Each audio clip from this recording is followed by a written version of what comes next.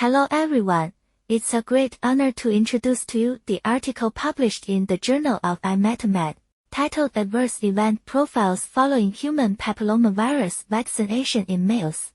Background: HPV vaccination programs have traditionally prioritized females as an efficient strategy to reduce disease burden and mortality. In recent years, more and more studies have shown that gender-neutral HPV vaccination strategies are more likely to achieve the goal of eliminating pathogenic HPV types set by the World Health Organization. While the promotion of HPV vaccination among males has been gradually advanced, there remains an evidence gap regarding the safety profile specific to male vaccine recipients at present. Highlights: our data support that Gardasil 9 has an overall superior safety profile compared with Gardasil. This study newly identified 20 potential adverse events following immunization associated with Gardasil 9.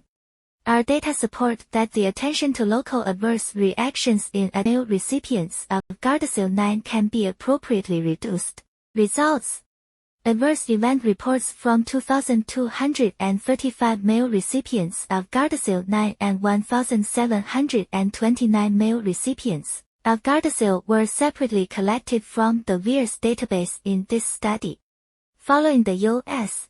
FDA approval and marketing of Gardasil 9, the number of adverse event reports for Gardasil decreased substantially. Compared with Gardasil, the proportion of serious outcomes in male recipients of Gardasil 9 was significantly lower. 35 potential adverse events following immunization associated with Gardasil 9 were identified, of which 20 were newly discovered. 56 potential adverse events following immunization associated Gardasil were identified, of which 32 were newly discovered.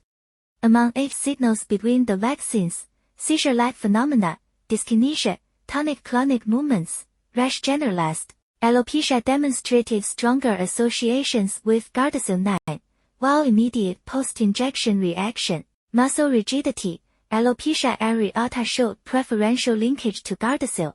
The peak period for adverse event reports of both Gardasil 9 and Gardasil occurred within 30 days after vaccination, and the reporting pattern of both was of the early failure type. The cumulative incidence of adverse events following immunization for Gardasil 9 was significantly lower than that for Gardasil. Among male recipients of Gardasil 9 aged 9 to 26 years, 26 potential adverse events following immunization were identified.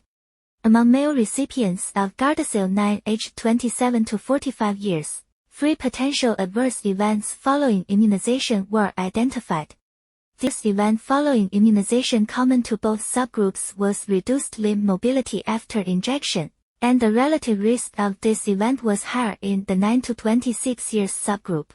Among male recipients of Gardasil 9 with severe outcomes, 19 potential adverse events following immunization were identified. Among male recipients of Gardasil 9 with non-severe outcomes, 39 potential adverse events following immunization were identified.